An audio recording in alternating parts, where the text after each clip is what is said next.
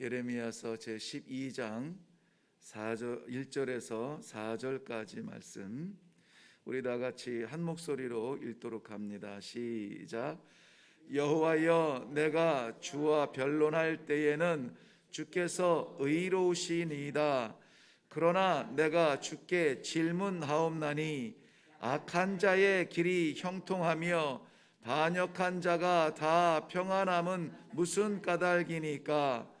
주께서 그들을 심으심으로 그들이 뿌리가 박히고 장성하여 열매를 맺었거늘 그들의 입은 주께 가까우나 그들의 마음은 머니이다.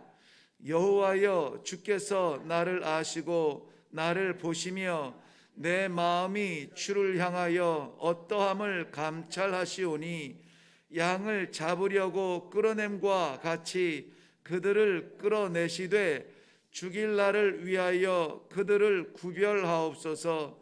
언제까지 이 땅이 슬퍼하며 온 지방의 채소가 마르리까?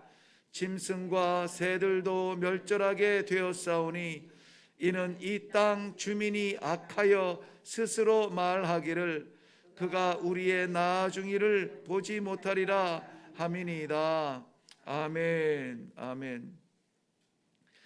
날마다 이렇게 말씀을 묵상하면서 우리의 신앙이 성숙해지고 어려서 몰랐던 것 이제는 커보니까 알겠습니다. 아버지 마음 알겠어요.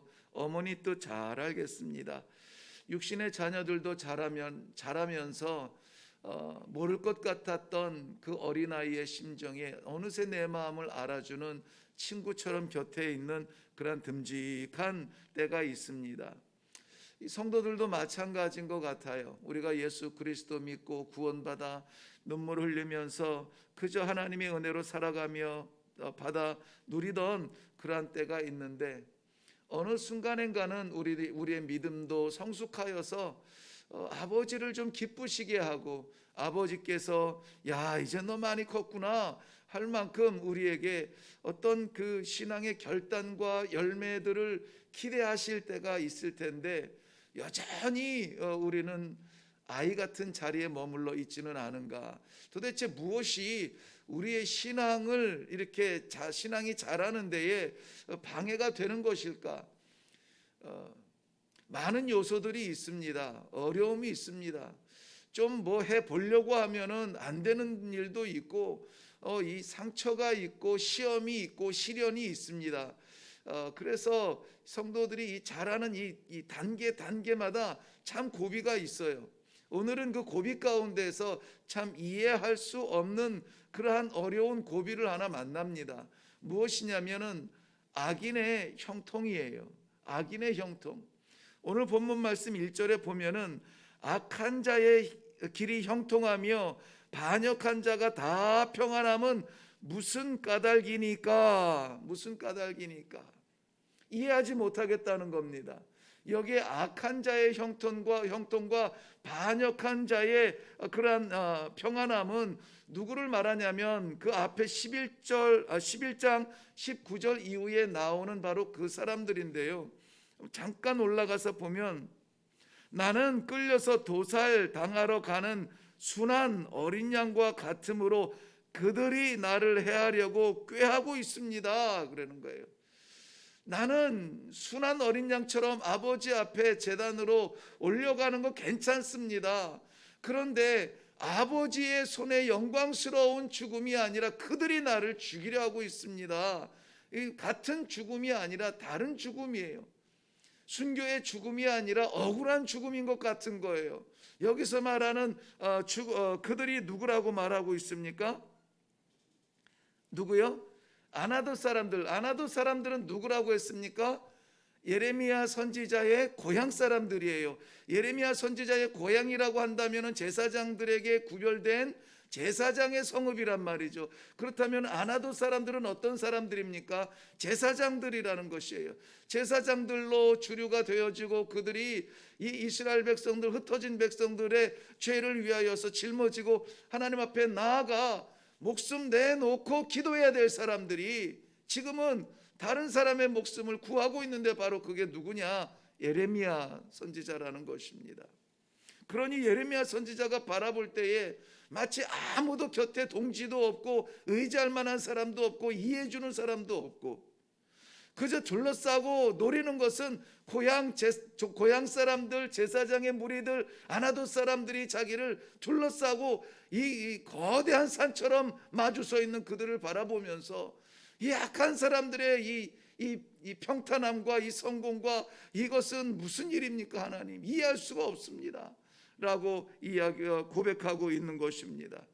그런데 오늘 이 1절의 본문을 저는 이 순서만 살짝 바꾸면 엄청난 변화가 나타나요. 뭐냐면은 여호와여 내가 주와 변론할 때에는 주께서 의로우시나이다. 그러나 주는 의로우십니다. 그런데 이게 뭡니까? 이렇게 이야기할 수도 있습니다. 그런데 이 번역의 차이를 이렇게 바꿔보면은요, 악한 자가 여전히 형통합니다. 반역한 자가 다 평안합니다. 이유를 알지 못하겠습니다. 그러나 주는 의로우십니다. 이거예요. 우리를 둘러싸고 지금 내가 연약한 가운데서 이 탈출구가 보이지 아니하는 깊은 터널 속에 있는 것 같아요. 육신의 일도 그렇고 정신세계도 그렇고 관계도 그렇고 온갖 고민 덩어리만 있지 해결이 보이지 않은 이러한 삶 가운데 있습니다. 그러나 뭐가 중요합니까? 여호와께서 의로우시다는 거예요. 할렐루야. 우리 하나님은 의로우십니다. 의로우시다는 말은요, 이것이 정의롭다는 말이에요. 공의를 가지고 판단하시고 심판하신다는 말입니다. 결코 하나님은 치우치지 아니하세요. 하나님께서는 이 법의 심판을 예비해 놓고 그날을 기다리고 계시는데요, 그거 참지 못하고 이거 지금 잘 돼가고 있는 겁니까? 지금 제가 억울하게 끌려가는 거 아닙니까? 너무 악한 자들만 잘 되는 거 아닙니까? 저들의 미소는 뭡니까? 라고 우리가 조마조마한 거예요. 조마조마한 거예요. 그런데 정의로우신, 공의로우신, 의로우신 아버지 앞에 딱 서기만 하면은, 그러면은 우리를 둘러싸고 있는 이러한 불공평한 일들이 다 먼지처럼 사라질 거라는 말씀이에요. 시편 73편 말씀에도 동일한 고민으로 시작을 합니다. 악한 자의 형통과 악한 자가 항상 평안한 것, 이것이 너무나 이 불공평하다는 거예요. 악한 자는 재물이 날마다 더 불어나는 것 같다라는 것입니다. 그런데 시편 73편 17절 말씀 보면 하나님의 성소에 들어갈 때에 그들의 종말을 내가 깨달았나이다. 하나님의 성소에 들어가니까 그들의 종말이 보이는 거예요. 하나님의 성소에 들어가니까 나의 위치가 보이는 거예요. 하나님의 성소에서 제자리를 찾는 겁니다. 사랑하는 성도 여러분, 삶의 불공평 가운데, 삶에 보이지 않은 길 가운데 가슴 답답하여 가슴 칠 일이 있을 때에, 그럴 때에 우리는 어떻게 해야 되느냐? 공의로우신 아버지를 봐야 됩니다.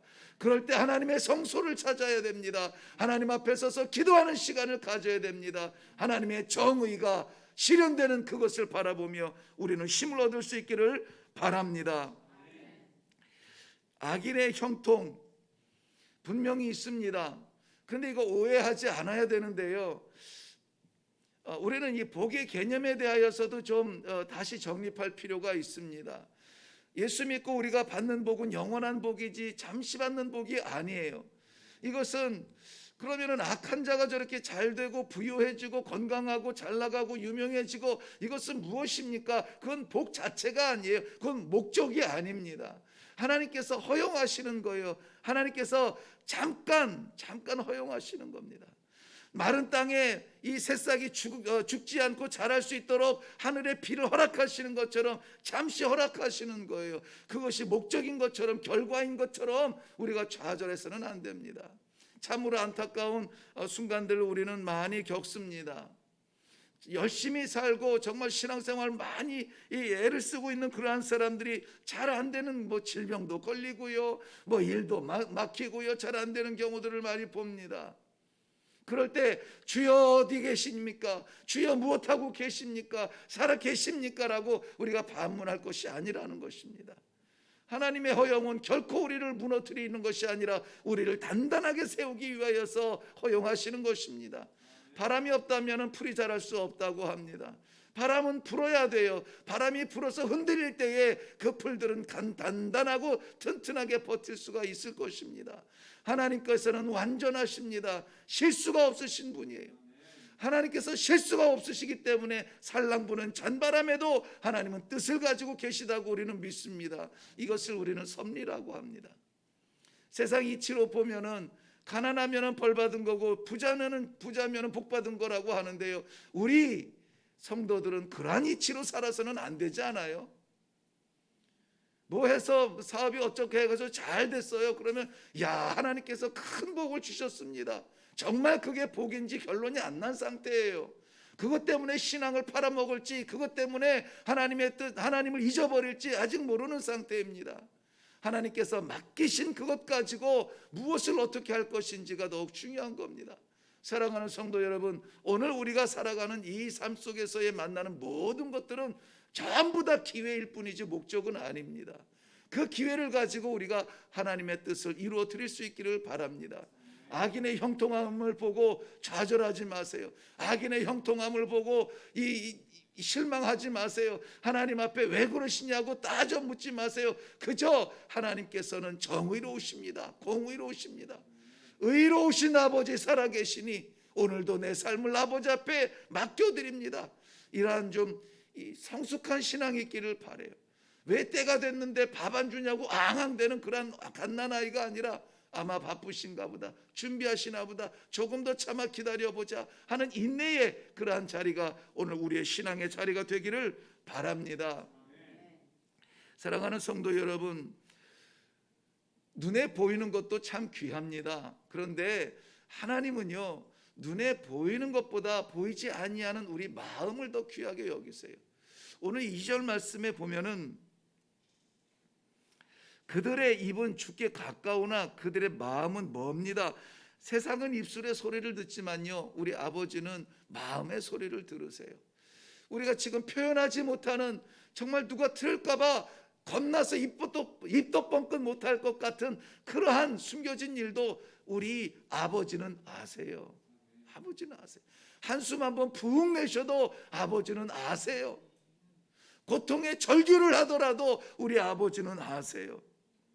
그 입에 예수님께서 예루살렘에 입성하실 때 세상의 모든 입은 호산나 호산나 외쳤습니다. 그렇지만은 그 들려지는 소리는 곧 바뀌게 됩니다. 호산나가 뭐로 바뀌나요? 십자가에 못 박으라 못 박으라.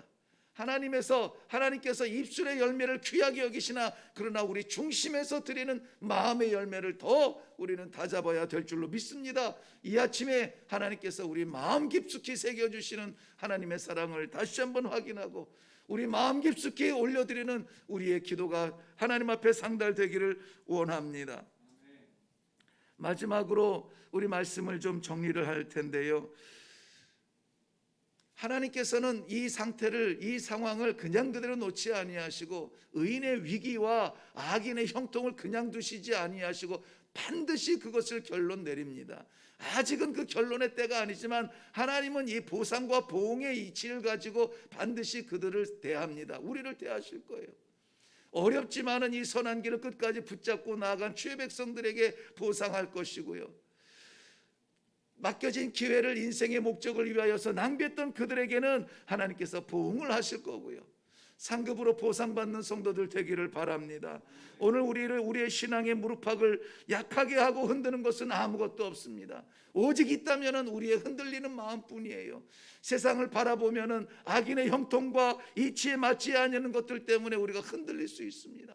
그것들로 인하여서 흔들리지 마시고 오늘 정의로우신 의로우신 우리 하나님 아버지 한 번이라도 더 부르고 한 번이라도 더 새기고 한 번이라도 더 붙잡고 내려갈 수 있는 이 아침이 되시기를 주님의 이름으로 축원합니다. 우리 아버지께서는 우리를 너무나 잘 아세요.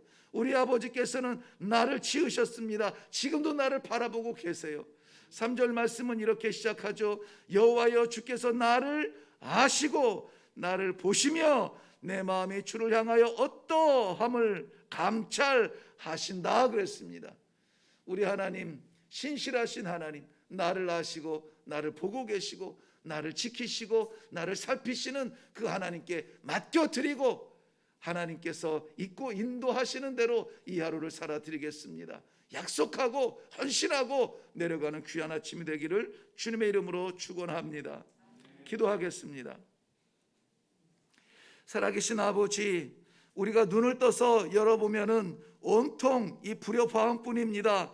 말이 안 되는 억울한 뿐입니다. 악한 자의 형통과 악한 자의 배반한 자의 그러한 안식들이 눈에 보여서 답답합니다. 어쩌면 좋습니까? 살아계신 여호와 하나님 아버지, 하나님의 의로우신 공평의 저울이 오늘도 저희를 붙잡고 있음을 확실히 믿게 하여 주시옵시고, 어떤 상황과 어떤 형편 속에서도 의로우신 우리 하나님 아버지 놓치지 아니하는 믿음의 성숙이 있게 하여 주시옵소서. 아버지 하나님, 이 순간도 우리를 바라보시며 우리를 지키시며 우리를 붙드시며 나를 너무나 잘 아시는 하나님께서 적절한 것으로 우리에게 채워주실 줄로 믿습니다. 아버지 하나님, 우리에게 교만이 될 것들을 하나님께서 비워주실 줄로 믿습니다. 하나님의 사람으로 살아가는 이 복된 하루가 되도록 은혜 위에 은혜를 더하여 주시옵소서. 감사드리옵고 예수님의 이름으로 기도하옵나이다. 아멘. 아멘. 네, 뛰어도 손에 잡히는 게 없거든 하나님의 성전에 들어가십시오. 애를 써도 자꾸 넘어지거든 하나님의 손을 더 붙잡으십시오. 우리의 나약함이 아니라 악한 자의 강함이 아니라 하나님께서 뜻을 가지고 오늘도 시간을 주시고 공간을 주셔서 우리의 이 신앙을 훈련시키시고 연단시키시고 시험하실 줄로 생각이 되어지는데, 다 이기고 다 승리하고 신앙의 성숙이 일어나서 우리 아버지의 멋진 사역자, 이 동역자들이 되어서 이 기도의 자리가 날마다 뜨거워지는 귀한 시간들 되기를 바랍니다.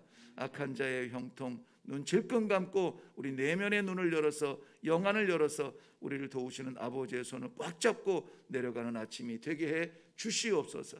우리 이 시간에 다 같이 주님 한번 외치고 기도하고 내려가겠습니다.